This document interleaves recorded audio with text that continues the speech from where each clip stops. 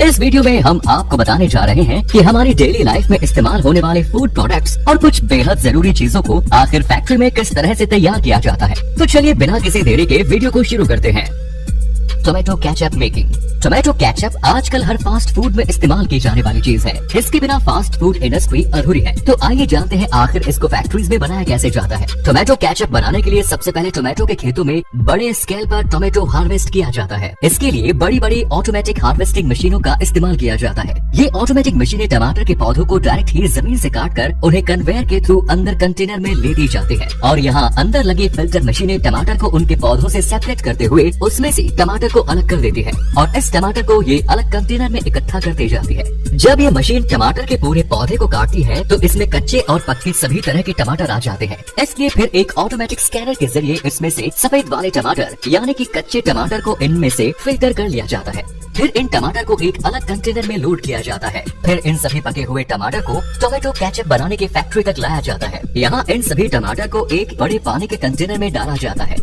यहाँ इन टमाटर को वॉश करते हुए इन्हें कन्वेयर के थ्रू आगे भेज दिया जाता है। अच्छे से टमाटर को क्लीन करने के बाद इन सभी टमाटर को उबलते हुए पानी में डाला जाता है। यहाँ उबलते हुए पानी में इन टमाटर को काफी देर तक उबाला जाता है।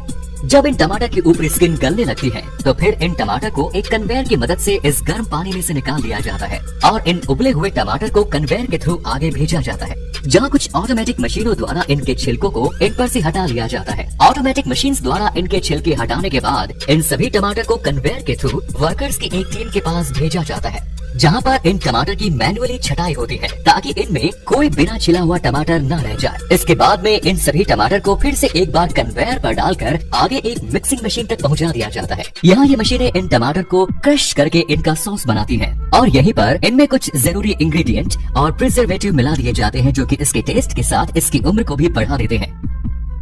Next is sugar making process. Sugar making process. Sugar बनाने के लिए सबसे पहले खेतों में से गन्ने को काटा जाता है और फिर इन्हें ट्रकों में लोड करके शुगर मिल तक लाया जाता है। फिर इन गन्नों को एक कटिंग मशीन के नीचे रखा जाता है, जहां इन गन्नों को छोटे छोटे टुकड़ों में काट दिया जाता है। फिर इन टुकड़ों को पानी के कंटेनर में डालकर धोया जाता है। अच्छी तरह से धोने के बाद इन गन्ने को एक क्रशिंग मशीन से गुजारा जाता है। यहाँ ये मशीन इन गन्नों को क्रश करते हुए छोटे छोटे टुकड़ों में बदल देती है। इसके बाद आप देख सकते हैं कि ये गन्ना बिल्कुल पतले पतले रेशों में कन्वर्ट हो जाता है।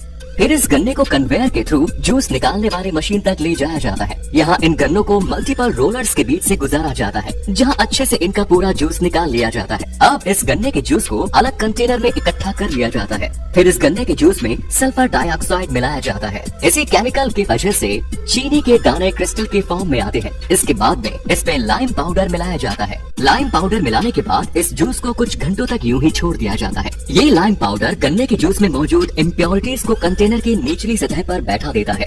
फिर ऊपर बचे इस शुद्ध जूस को आगे इवेपोरेटर में भेजा जाता है, जहां इसे काफी हाई टेम्परेचर पर गर्म किया जाता है, जिससे इसका पानी वेपोराइज हो जाता है और इसमें सिर्फ शुगर का प्योर सिरप बचता है। धीरे धीरे ये सिरप गाढ़ा होते जाता है और इसमें चीनी के क्रिस्टल्स बनने लगते हैं। फिर इस सिरप को स्टीम से गर्म किया जाता है, जिससे इसका बचा कुचा मॉइस्चर हट जाता है और ये चीनी के क्रिस्टल इसके कंटेनर की दीवार के ऊपर चिपक के जाते हैं।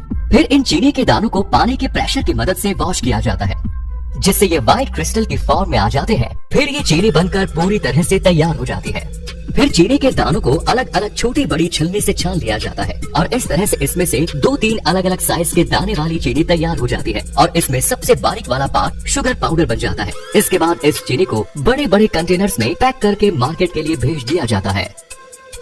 Next is jaggery making. Jaggery यानी कि गुड़ बनाने की प्रोसेस भी लगभग शुगर बनाने की प्रोसेस के जैसे ही होती है। इसमें भी गन्नों को खेतों से काटकर उन्हें ट्रक में लोड करके फैक्ट्रीज तक लाया जाता है। यहाँ इन गन्नों को डायरेक्टली ही जूसिंग मशीन में डाल दिया जाता है, जहाँ इन गन्ने का जूस निकाल लिया जाता है। इसके बाद इससे निकले जूस को एक छलनी से छानते हुए एक अलग कंटेनर में जमा कर लिया जाता है और जूस निकालने के बाद गन्ने के छिलके को अलग जगह पर धूप में सुखा दिया जाता है और फिर इस गन्ने के जूस को एक बड़े कंटेनर में ले लिया जाता है, जहाँ इसे आग के ऊपर पकाया जाता है।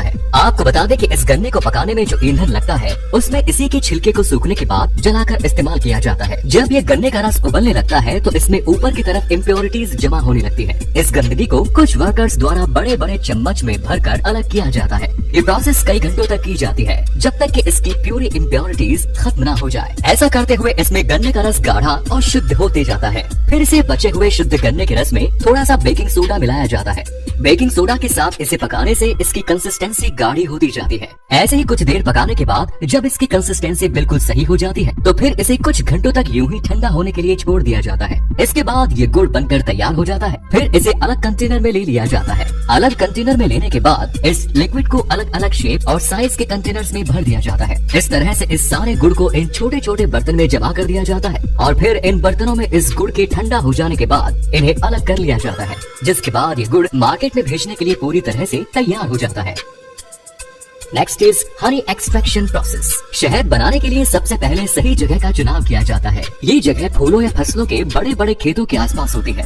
यहाँ सबसे पहले शहद के कई सारे बॉक्सेस को रख दिया जाता है। इन बॉक्स के अंदर कई सारे मधुमक्खी के आर्टिफिशियल छत्ते होते हैं। फिर इन खाली छत्तों में पालतू मधुमक्खियों को छोड़ दिया जाता है। ये मधुमक्खियाँ आसपास के फूलों से रस को लेकर इनमें इकट्ठा करती जाती है। कुछ दिनों बाद मधुमक्खियों के इन बॉक्सेस को खोलकर चेक किया जाता है। जब इनमें शहद अच्छी मात्रा में भर जाता है तो फिर इन छत्तों को इन बॉक्सेस से एक एक करके निकाला जाता है और इस पर से मधुमक्खियों को हटाया जाता है। इसके बाद इन छत्तों को डायरेक्टली ही शहद निकालने वाली जगह पर ले जाया जाता है। यहाँ सबसे पहले मधुमक्खी के छत्ते को एक मशीन के ऊपर रखा जाता है और यहाँ इनके छत्तों के ऊपर वाले ढक्कन को हटा दिया जाता है ताकि शहद को इनमें से निकालना आसान हो जाए। आप देख सकते हैं किस तरह से इनके ऊपर की ओपनिंग को हटाया जा रहा है। इसके बाद सभी छत्तों को एक एक्सट्रैक्टिंग मशीन में डाला जाता है।